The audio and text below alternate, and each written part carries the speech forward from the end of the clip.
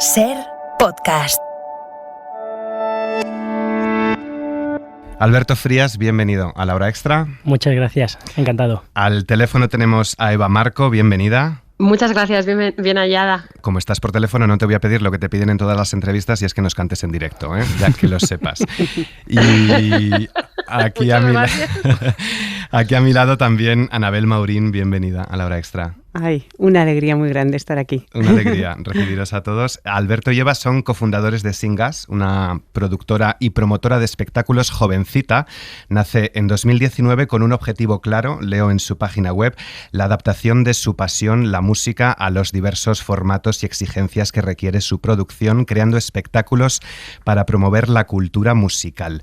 Anabel es actriz de cine, de televisión y sobre todo de teatro, especializada además en teatro clásico y con decenas de obras en su haber, y con los tres vamos a hablar un poquito de todo esto a propósito de María Callas Sfogato. Yo soy María Callas, una cantante, no la mejor, pero sí de las mejores, y a la vez soy una mujer normal.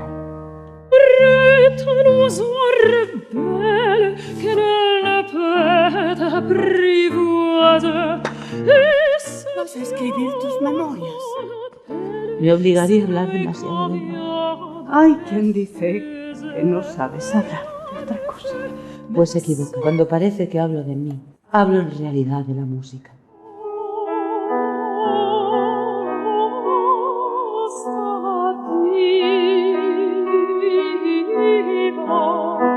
El amor es un pájaro libre al que nadie puede domesticar.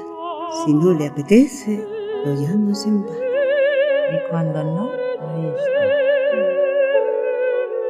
Estaba tan sola. Necesito tu casa. No sigas. Una mujer, Batista, no puede querer más de lo que te quiero yo. Todos esos les Para. han dicho peste sobre Batista. ¡Porque me impuso su apellido! María Meneghini Callas marcó su huella en los teatros de medio mundo. Una revista envejecido, aburrido y pequeño burgués no es la mejor compañía para esto.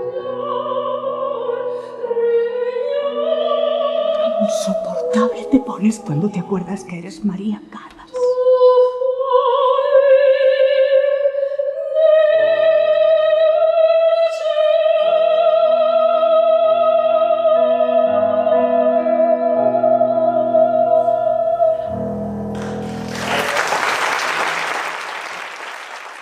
Nunca se estudia lo bastante a la Callas. Nunca se conoce lo bastante a María. Lleváis ya unos cuantos meses, desde el año pasado, girando con esta obra que dirige Alberto. Eva interpreta a María Callas, Anabel Bruna, su ama de llaves. Llegáis ahora al Teatro Alcázar de Madrid. Os quería preguntar en primer lugar cómo está siendo la gira. Entiendo que me vais a decir que bien, claro, pero bueno, contadme qué impresiones habéis sacado en estos meses. Bueno, es una gira buenísima, a la gente le encanta esta obra. Todavía no hemos hecho muchísima gira, que siempre se dice, bien, estupendo, nos hacen falta más y más, porque queremos contar esta historia y homenajear a esta artista, ¿no? Que además cumple 100 años y es una historia muy bonita donde Pedro Villora, que ha hecho el texto, ha puesto las palabras precisas, las palabras clave, para que el espectador desde el minuto 1 esté conectado con esta figura. Nos ha dado muchísimas alegrías este espectáculo, porque además es una forma de insertar también la música clásica en el teatro de prosa. Tanto para las dos actrices como para mí ha sido una experiencia muy nueva, ¿no? Poder tratar la música y el arte maravilloso de la interpretación todo a la vez, porque normalmente en la ópera realmente yo siempre lo cuento que la formación que tenemos los cantantes líricos en escena es totalmente insuficiente, entonces yo a través de ellas pues también he aprendido a contar la historia, ¿no? Uh-huh. Así que para nosotros ha sido una experiencia increíble y queremos efectivamente que se genere más expectación, aunque estamos también muy agradecidos de la expectación que ya ha generado, al menos en todas las ciudades en las que hemos estado y ahora en esta temporada en Madrid. Pues sí, está siendo una verdadera y absoluta maravilla. Es que desde dentro, siempre lo decimos con Eva y con Natalia, nuestra maestra, nuestra pianista, que hay algo también para nosotras como actrices, el tener la música dentro, en directo, esas áreas. Es que la mitad del trabajo de la escena está hecho. sales y entras con esa carga absoluta emocional y además sales a escena, ya está, y además notas que el público también ha pasado como a otro estado de emoción. Entonces está siendo una experiencia, yo que estaba más acostumbrada al teatro de texto, sea clásico, sea contemporáneo, pero tal cual, está siendo algo muy, muy, muy especial, realmente. Mencionabas, Alberto, el centenario de María Callas, pero la obra ya lleva desde el año pasado. ¿Venía a propósito del centenario? ¿El centenario por casualidad se cruzó en vuestro camino? ¿De dónde surge esta idea? Surge de un sueño de Eva Marco. Ella siempre quería contar la vida de María Callas y es una friki. Es una friki de María Callas. A ver, la friki. Tal cual, desde pequeña quería hacerle un homenaje porque realmente yo empecé a cantar por ella, por un disco que mi padre me regaló. Entonces siempre que había querido rendirle homenaje y he escuchado sus entrevistas siempre cuando existían los CDs, y ella iba a la BBC en Londres y contestaba esas preguntas. O sea, lo que realmente no solamente me gustaba, y tengo toda su discografía, toda la discografía que grabó, Carmen entera incluida, sino que tengo sus propias entrevistas grabadas, las que he escuchado una y otra vez, y también he visto todas sus masterclasses. Entonces yo tenía ahí en mi cabeza el hecho de rendirle un homenaje porque sabía que ella se iba a comportar bien, estuviera donde estuviera, si lo hacíamos como tenía que ser, ¿no? Entonces hemos tenido suerte y bueno, siempre lo cuento que nos pasan cosas muy extrañas desde que explotara una lámpara la primera vez, y como hacemos nosotros un círculo de energía, le decimos: María, déjanos trabajar, que esto va a estar bien, no te preocupes. El fantasma de María. Pues sí, bueno, de verdad, pues una risa, pero te prometo que es verdad, y si no, que lo corroboren Anabel y Alberto. Pasan cosas en el teatro, voces y... De verdad, ¿eh? Qué mágico. Sí. Me has adelantado, Eva, ya un poco la siguiente pregunta que iba a hacerte, porque claro, de María Callas se han escrito muchas biografías, se han rodado muchos documentales, se han rodado también películas. Me acuerdo de Callas Forever, de Franco Zeffirelli, por ejemplo, o Pablo Larraín está rodando ahora también una con Angelina Jolie interpretando a María Callas. ¿Vosotros qué conocíais de la Callas y de qué fuentes habéis bebido para crear esta obra? Bueno, sobre todo, Pedro Villora, como te digo, también es un gran conocedor de María Callas y no solamente nos quedamos con lo que dicen las entrevistas, con lo que ha dicho la prensa, o nos quedamos con cartas personales suyas, con cosas que han dicho de ella, gente muy cercana, con las vivencias de Bruna, que es el personaje que hace Anabel. Y no solamente nos quedamos con lo que se conoce, con lo superficial de María Callas. Creo que es una cosa que hemos respetado desde el principio. No quedarnos con la diva, con esa soprano maravillosa, con la divina, sino quedarnos con la persona. Y esto es algo que ha conseguido el texto de Pedro Villora, que ya te he dicho, desde un principio era como las palabras claves y un rigor, además, en lo que dice, y un amor. Se respira mucho amor en el texto. Pedro ha utilizado hasta 4 biografías de Callas para la redacción de esta dramaturgia. Una de ellas es la biografía de Signorini, que está traducida al español por una autora muy conocida, y luego hay otra que se llama Callas Confidential, que también utilizó, en la que efectivamente, como dice Alberto, recoge toda la relación epistolar que ella tuvo, porque en aquel momento ya sabéis que bueno, claro, como no había otro medio de comunicación, entonces claro, está también documentado y también condensado todo lo que dice, que hablamos de su desarrollo como persona y como artista, y no tanto de sus conflictos amorosos, sino realmente del conflicto vital que ella tenía, que era enorme, y lo que luego dio lugar al nacimiento de ese mito, ¿no? Uh-huh. Sí, a mí yo creo que es lo que desde el principio lo que más me interesó del texto de Villora, y de también como sí, Alberto lo quería plantear, que no era un repaso por amores, que por supuesto eso fue muy importante en su vida a nivel personal y profesional, pero sobre todo era ahondar en lo humano y en la artista. Yo me quedo todavía prendada con textos maravillosos que hay de María Callas hablando de su compromiso con el arte. ¿Qué es para ella el arte? ¿Qué le pasa cuando se enfrenta a un ensayo? ¿Qué le pasa cuando se enfrenta a la orquesta en el teatro? Unas sensaciones tan íntimas de tanto compromiso que también a mí, para construir a Bruna, me ayudaron muchísimo, porque Porque Bruna es como la gran desconocida, la discreta, ¿no? Es el contrapunto a María, ¿no? Yo creo que era pura, y lo dice en algún momento en la función, pura admiración por esa mujer, y por eso también llegaron a ser, creo, tan amigas, aparte de ama de llave, secretaria, costurera, todo, íntimas amigas, ¿no? Y también Bruna no la bajaba a tierra. Pues eso, aparte de la absoluta belleza, en la música, Eva nos lleva a unos lugares alucinantes, el texto, Mabel haciendo todo, o sea, todo, la luz, la escenografía, pero creo que eso es lo que también al público le hace, ¡wow!, pasar por aquí.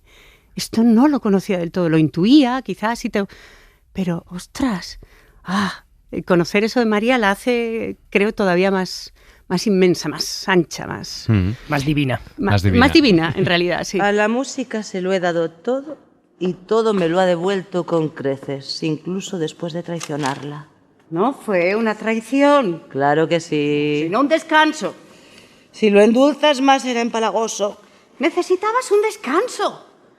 Fueron casi 30 años sin parar de trabajar. Enseguida voy contigo, Eva. Antes, Anabel, cuéntanos un poquito más cómo es Bruna y cómo es esta relación tan cercana, pero con una persona tan diva también, ¿no?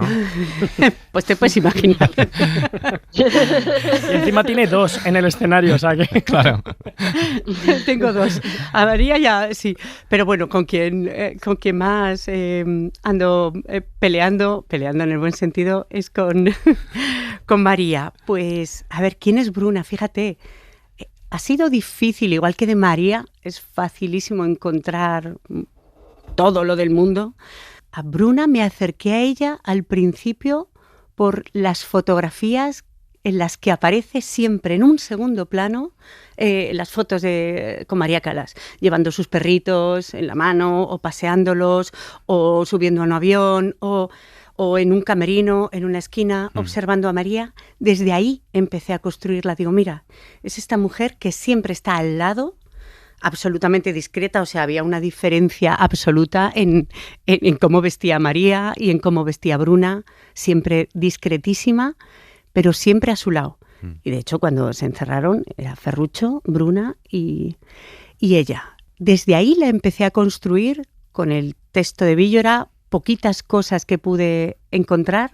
La había visto hace muchos años, pero no quise volver a ver la película de Zeffirelli, que sale ella, porque dije, yo quiero construir desde el texto de Villora, que sé que es muy riguroso, y desde la relación que suceda con María y con Callas, y con, lógicamente, Alberto. Y a ver, pues es la que la baja a tierra, la que puede reírse de ella y casi hacer que ella se ría de sí misma, la que pone incluso notas de humor en...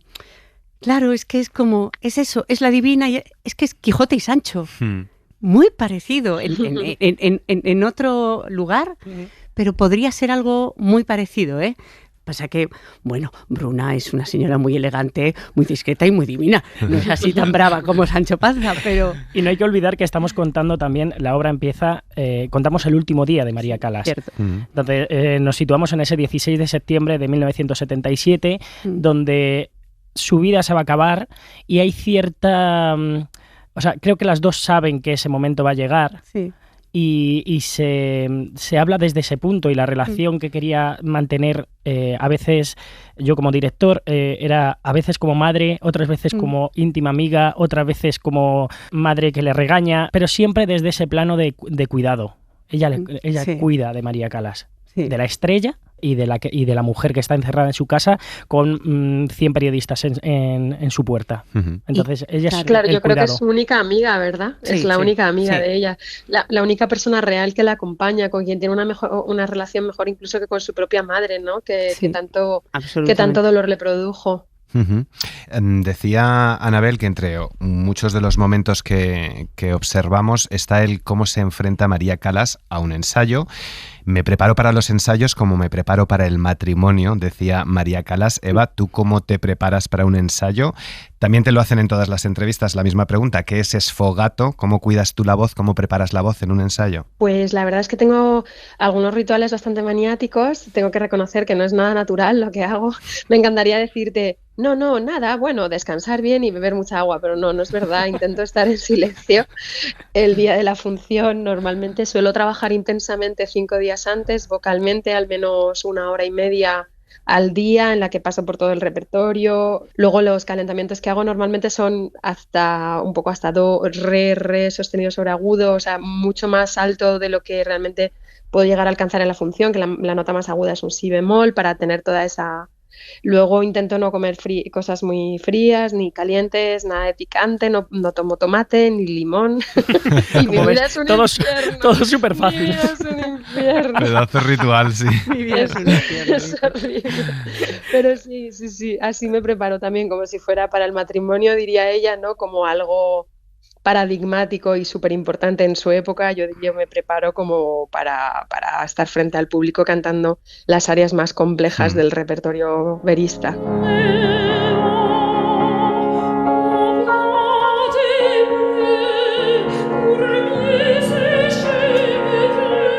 Porque ¿qué es el sfogato? Para quien no lo sepa. Sfogato es una soprano que puede trabajar en las 2 cuerdas indistintamente, puede trabajar como mezzosoprano y como soprano puede abordar los 2 repertorios. Y entonces, pues digamos que yo tengo esa facilidad porque empecé a trabajar como mezzosoprano y luego empecé a trabajar como soprano, entonces toda esa parte pues la tengo más trabajada, yo estoy familiarizada con ese repertorio.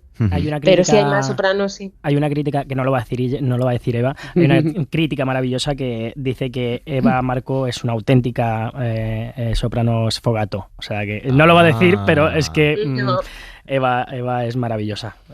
Por favor, bueno, que vaya la gente a verla porque tiene algo en la voz que no lo tiene muchas sopranos. O sea, de soprano a soprano friki compartes cosas con María Calas. Por supuesto, hombre. Su mal humor. Pregúntaselo a mis compañeros. No, son tan maravillosos que nunca lo van a decir, pero sí, el nerviosismo, esa cosa de exigencia, de perfeccionismo, de nunca estar contenta. Sí, desde luego, llevo un tormento bueno también yo. Vamos, pero que Anabel por dentro no te soporta en realidad, ¿no? Yo estoy todo el día recogiendo cristales rotos, papeles, todo un horror.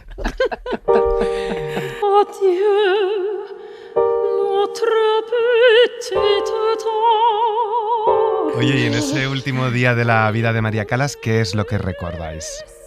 Hacemos un repaso sobre su vida. Sobre todo, ya te digo, hay dos Marías. Está por una parte María, que es la mujer que está en la casa, que es la que interpreta Mabel del Pozo, y luego está la Calas. Entonces recordamos lo mejor y lo peor, ¿no? Lo mejor que ha vivido, que suele ser en el escenario, donde estaba llena de gente, donde todo el mundo la quería, donde todo el mundo la aplaudía, donde todo el mundo la admiraba. Y luego recordamos esta María de verdad, la mujer, la que está sola en su casa, la que ve ese final, que recuerda sus amores, por supuesto.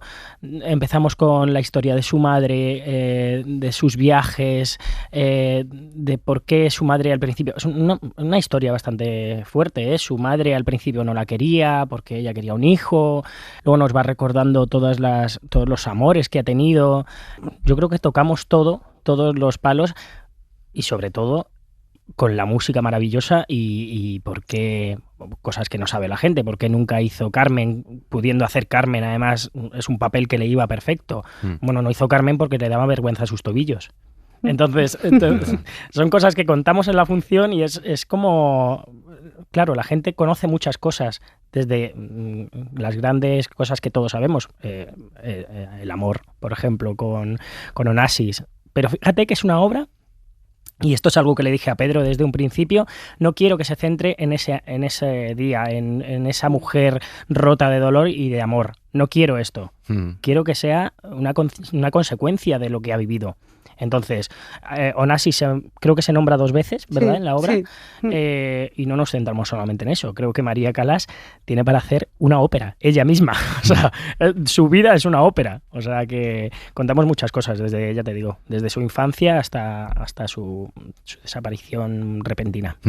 Como todavía no he podido verla, la veré en el Teatro Alcázar. No sé si también hay un poco aquí de juego con lo que... No sé si ficción y realidad, o por lo menos esa distorsión entre las dos Marías, ¿no? La María persona y la Callas diva. No sé si también esto ocurre en el mundo del teatro o en el mundo de la ópera, Eva, donde muchas veces algunos intérpretes acaban confundiendo personaje y persona, ¿no? Sucede, sí. La indistinción, yo creo que también Anabel y Alberto nos pueden hablar mucho de eso, pero sí. A veces, la técnica permite pues tener esa distancia con el personaje, pero si interpretas un personaje muy frecuentemente y casi siempre estás en el teatro trabajando, al final realmente vives casi en otro mundo, ¿sabes? Es cierto, esto sucede. No sé si mis compis también están de acuerdo. Totalmente, ¿no? Cuando te comes al personaje y al final eres un poco caricatura ya de ti mismo. Yo creo que esto pasa. Es así, pero es muy poco saludable. Claro. Y hablo desde Bruna y desde...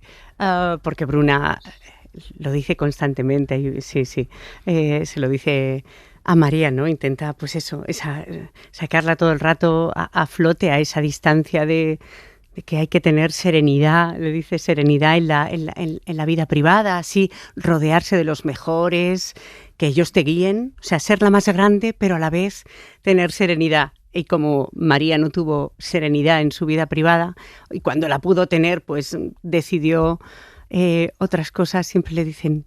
No, si es esto, le dice en un momento, Bruna era italiana, le dice, ay, si hubieras sido italiana hubieras sabido tenerlo todo y conjugarlo todo. Y la otra dice, ya, pero me crié en América, y en América pues la vida profesional y la vida personal, ¿no?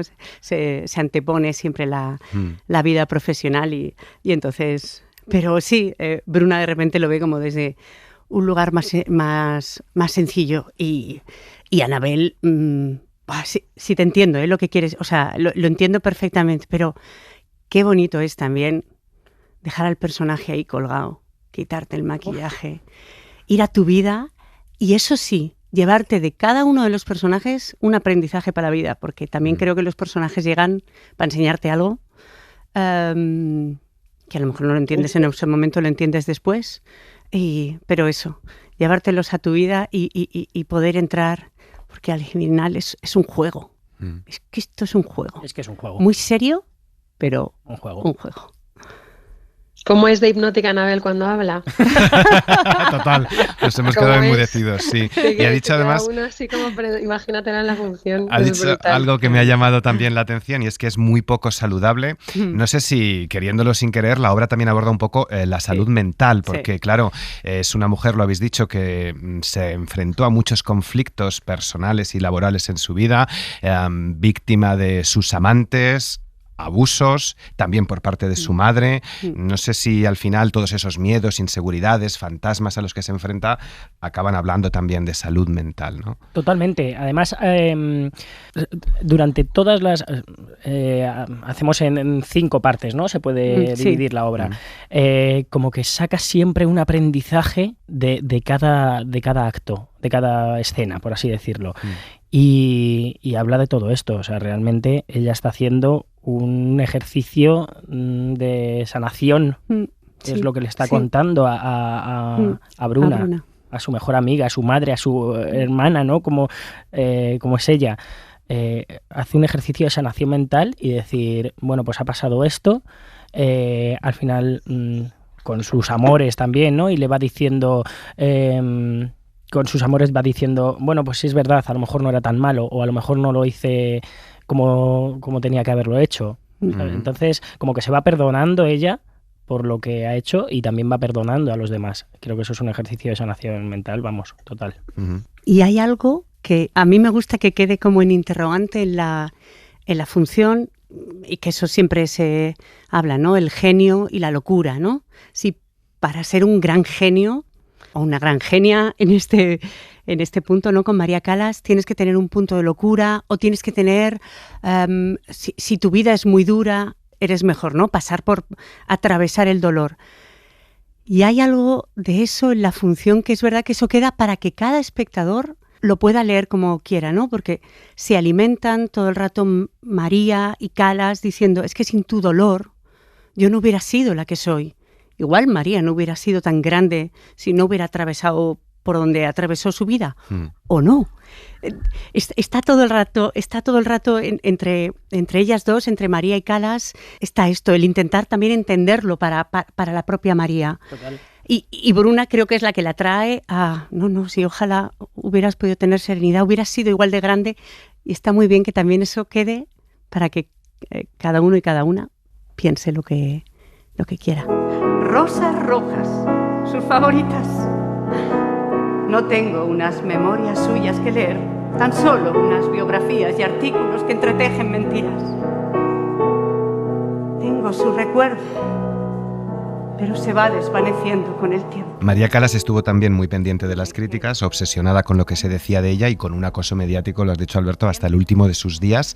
No sé si sería hoy más difícil todavía el llevarlo con las redes sociales, con tanta gente opinando y criticando por todo. No sé cómo lleváis vosotros las críticas especializadas, en primer lugar, de los medios de comunicación y la de todas las redes sociales en particular. Bueno, hay que escuchar a todo el mundo. Yo siempre digo esto, hay que escuchar a todo el mundo. Lo que pasa es que en las redes sociales hay cierta crueldad y la gente detrás de un nick que ni siquiera sabes quién es, se encargan de decirte cualquier barbaridad y no pasa nada. Entonces, las críticas a mí me parecen todas estupendas, hay que escucharlas y también tienes que saber aceptarlas o no, da igual, y son importantes también para nuestra profesión, yo creo. Siempre que se hagan desde el cariño, desde el respeto al trabajo, porque siempre hay trabajo y siempre hay un esfuerzo detrás. Pero cuando, por ejemplo, es que claro, lo que estás diciendo, yo me imagino a María Callas con redes sociales, no sé si hubiese llegado a los 50, también te digo. Yo creo que Bruna le hubiera dicho, yo te llevo las redes sociales. Tranquila, seguro. Vamos, ya te lo digo. Yo te llevo, no vas a ver nada. Tranquila, yo manejo. No vas a ver nada de esto. Sí, entonces, bueno, desde el amor las críticas son maravillosas, pero cuando se hacen con daño y con ese dolor, es que te dañan mucho. Uh-huh. Así que no, hay que hacerle caso y no. Vale. Sí, María. No. Y una respuesta breve. ¿Esta historia tan pasional y tan tormentosa de María Callas merecería una sesión de Bizarrap? ¡Vamos! ¡Vamos! ¡Me encanta! Sería maravilloso, imagínate la Callas con una sesión de Bizarrap. No sé si tiene... ¿Sabes lo que pasa? Que nosotros jugamos con algo que nunca falla. Y esto es algo que tenemos claro siempre. Nosotros jugamos con la música eterna, con la música maravillosa que ha hecho Puccini, que ha hecho Bizet, que claro, es que empezamos la función con O mio va vino caro y la terminamos con Casta Diva. Y recorremos las áreas más famosas de la música clásica. Entonces, claro, no sé si Bizarrap iba a tener esta calidez y esta calidad. Os lo preguntaba por los jóvenes y, con permiso de Anabel, voy a saludar a Teresa. Hola, Teresa. Hola. Teresa tiene 13 años, es la hija de Anabel y no sé si tú eres más de Bizarrap, de Shakira, de Rosalía, de Ana Mena, de Karol G, de todos estos despechos y desamores en la música. Bueno. O también la Callas, a ver. A ver, a mí me gusta la música clásica y pues la música que ya se ha hecho antes, aunque de Bizarrap, la de Shakira, tiene su ritmo y su cosa. Pero yo soy más de música en inglés, mira. Porque ahora la música en español, me gusta, pero no escucho tanta música en español y para eso prefiero irme más atrás, sí, a la música de calidad. A veces escucho ópera y todo. Pero ahora me voy más a la música inglesa y... Di lo que escuchas. ¿Cuál es tu grupo favorito del mundo? Bueno, es que tengo varios. Queen, me encanta. Ah, bueno. Que creo que María Callas con Queen lo hubieran hecho maravilloso. muy bien. Por supuesto. Eso ha sido fantasía. Su grupo favorito es Queen. Sí. Pero ¿cómo se educa a una niña así en el amor al teatro y a la ópera? Porque esto no es el común de los niños y niñas de 13 años. Pues porque su padre y su madre se dedican a esto. Su padre es director y dramaturgo también. Y un grandísimo melómano de todas las músicas del mundo. Le encanta. Su madre fue heavy y rockera en la juventud.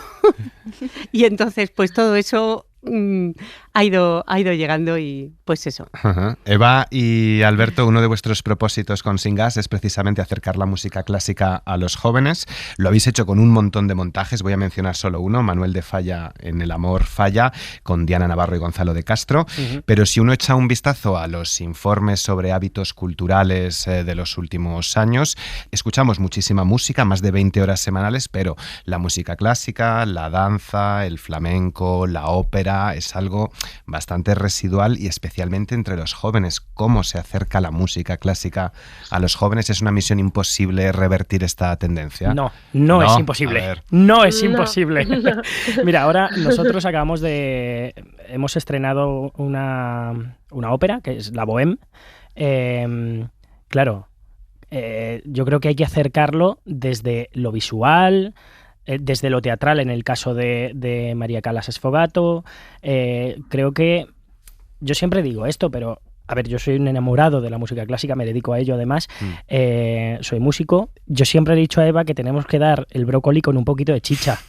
Entonces, creo que la chicha viene con el teatro, con un texto maravilloso como el que ha hecho Pedro para Sfogato, con una visual que no se suele ver en la ópera, con precios asequibles. Por ejemplo, en nuestra Bohème el precio son 20 euros. ¿Quién no va a escuchar alguna de las mejores obras que se han escrito en la historia, con una historia divertida, que es como la Bohème, que al final son 5 chavales que quieren tener una vida bohemia? Entonces yo creo que así se acerca la música clásica, y es lo que te he dicho, es música que no falla. Si la ponen en todos los anuncios de colonias, porque es buena, porque es buena. Ha sido muy bonito, ¿sabes? Porque después del estreno de Callas hemos recibido muchos mensajes y de Sfogato, pero también después del estreno de Bohème, que estamos intentando acercar la ópera a los barrios. O sea, en el Teatro Pavón estamos ahí con Bohème de Puccini.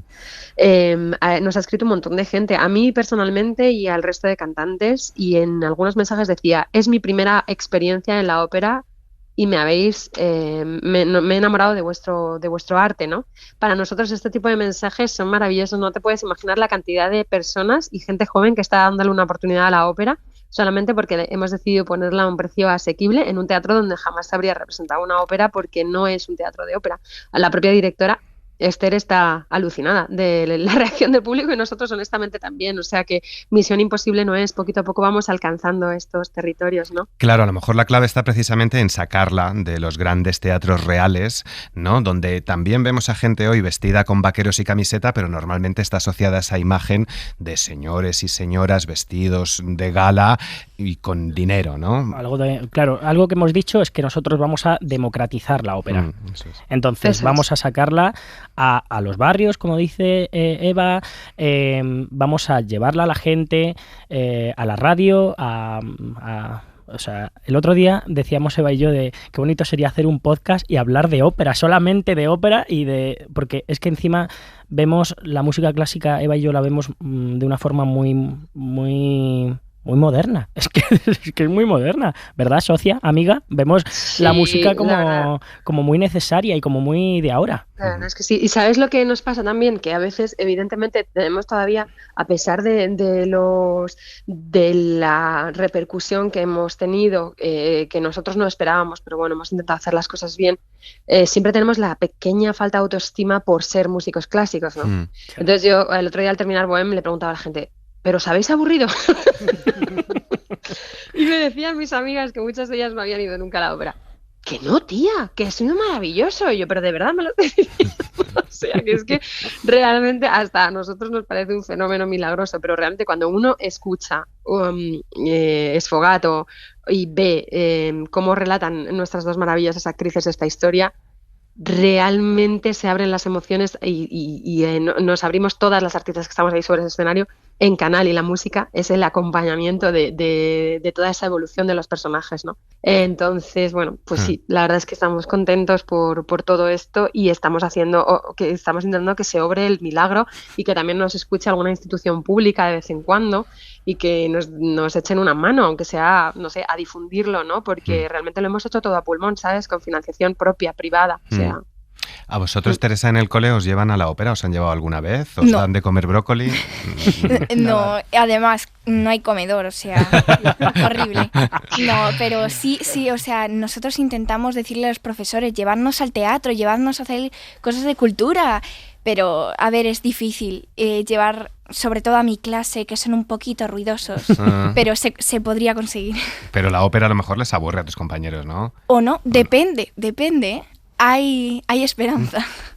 En Teresa hay esperanza, mira. ¿Y qué tiene el teatro musical para triunfar tanto? Que está la Gran Vía llena de espectáculos de todo tipo, desde este a los musicales de Disney. Bueno, permitidme, yo creo que el teatro, que también hemos hecho teatro musical en nuestra compañía, tiene algo... Por supuesto, una música que es muy comercial, que es fácil de escuchar y tiene mucha... Esta financiación es muchísimo más amplia, claro, o sea, y yo ahora venía en el metro y he visto muchísimos carteles de Aladdin, ¿sabes? Entonces yo decía, madre mía, si es que si a lo mejor nosotros tuviésemos el 5% de toda esa publicidad que tiene Aladdin poniendo nuestra María Callas o nuestra Bohème, bueno, a lo mejor la gente se enteraría que está, ¿no? Entonces, bueno, creo que lo hacen muy bien. El teatro musical lo hace muy bien y a la gente le gusta, pero también le gusta porque está. Entonces, si no hay ópera, a lo mejor la gente no sabe que le gusta. Es que yo estabas hablando todo el rato del teatro musical. Yo con el teatro musical tengo mis más y mis menos, ¿eh? Yo hay veces, con algunos que he ido a ver, me gusta, disfruto muchísimo, es verdad, escenografía, luces, millones de personas ahí, bailarines, cantantes maravillosos, pero yo a veces me alejo mucho cuando os empieza a trabajar las escenas desde lo actoral, o de repente el salto muchas veces a lo cantado, que yo de repente hago, ay no, no acabo de entender. Pero de verdad me pasa, ha habido con otros que no, por cómo está hecho, ¿no? Por cómo está configurado y trabajado, conecto. Pero hay algo con lo que hace Sing Us que creo que une las dos artes de una manera, pues como decís, contemporánea, intentando contar la historia hoy sin olvidar el teatro, o sea, el trabajo de actor o de actriz y el absoluto trabajo riguroso de las cantantes y de los cantantes. Pero está contado, el paso de uno a otro es natural, fluido, orgánico. Se usan las dos artes en un abrazo de verdad que llega al público. A mí a veces con otro tipo de teatro musical, si esto lo podemos también contextualizar como teatro musical, a veces me separo, porque ese paso es abrupto. Qué bien. No, es no lo hemos pagado para que diga esto. No. Sí, es así. La verdad es que en ese sentido también hay... Bueno, y aprovechamos este espacio que nos brindáis, ¿no? Para decir las cosas con claridad. Nosotros no tenemos una relación política ninguna, no tenemos un signo que nos determine, somos un poco aconfesionales realmente. Entonces, evidentemente, pues en el seno de nuestra compañía no hay nadie que nos pueda ayudar, ¿no? Respecto a estas compañías grandes, decir que su labor es encomiable. Nosotros provenimos, tanto Alberto como yo, de producciones de esas características, hemos sido artistas allí dentro. Pero claro, ya se reveló, ¿no?, que la Consejería de Economía y Empleo otorgó 40.000 euros, por ejemplo, a proyectos de esta envergadura, ¿no? Luego también hay compañías que se benefician de espacios públicos, ¿no? Por ejemplo, yo qué sé, hay un musical que no voy a mencionar porque creo que no está bien hablar de esto en concreto, pero sí que lo digo abiertamente, por el que se paga 450.000 euros al año de canon para poder representar su espectáculo de grandes dimensiones. Esto, si lo comparamos a la financiación privada micro como tenemos en nuestra compañía, es exactamente la quinta parte del valor que nosotros como productores privados pagamos por los espacios en los que representamos nuestros espectáculos. Y luego también las ayudas a la contratación pública que existen dentro de la Comunidad de Madrid no siempre se otorgan a las compañías por su recorrido o por su andadura. Hay compañías que reciben anualmente y regularmente subvenciones y hay compañías como la nuestra que no reciben ninguna y no se sabe muy bien cuál es el criterio, ¿no? Entonces yo no estoy ni siquiera sugiriendo que haya maniqueo o que el mercado esté vendido, ¿no? Pero sí es verdad que hay compañías que tienen muchísima más visibilidad que la nuestra por apoyo gubernamental que nosotros no tenemos, porque nosotros no somos Nacho Cano, nosotros no somos tampoco figuras conocidas del medio, con lo cual vamos exactamente haciendo y recogiendo exactamente los frutos solo de nuestro trabajo. Entonces, esto sí que lo tengo que decir, que realmente las compañías de pequeñas dimensiones y sobre todo las que están también lideradas o colideradas en este caso por mujeres y mujeres jóvenes, deberíamos tener un poquito más de representatividad. Y dicho esto, también quiero añadir que a modo de reivindicación que se celebró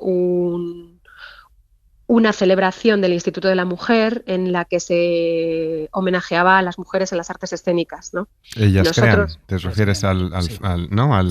Sí. Sí, el Instituto de las Mujeres, pues nosotros no fuimos invitados a ese homenaje y somos la única productora de España coliderada por mujeres de música clásica que sea una sociedad mercantil.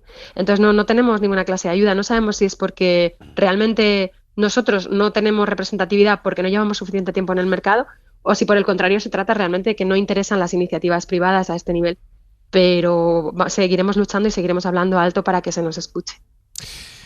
Pues aquí lo vamos a dejar. Hombre, con esto no se puede decir nada más. Sí, la verdad que tenía una frase para despedir que no sé si... Yo no trabajo por el dinero, cariño, yo trabajo por el arte, decía María Calas. Pero es verdad, sí. Es absolutamente real y además nos pasa. O sea, es algo que cuando te pica este bicho del arte, de la música, del teatro, no puedes dedicarte a otra cosa y hay meses que vas muy bien y hay meses que vas muy mal. Entonces, siempre quedará el arte. Pues artistas, muchísimas gracias por habernos acompañado en la hora extra. Eva, Anabel, Alberto y Teresa, por compartir vuestro arte con nosotros. Mucha mierda. Muchas gracias. Gracias. Nos vemos en el teatro. Muchísimas gracias. Gracias. Cadena SER. La radio.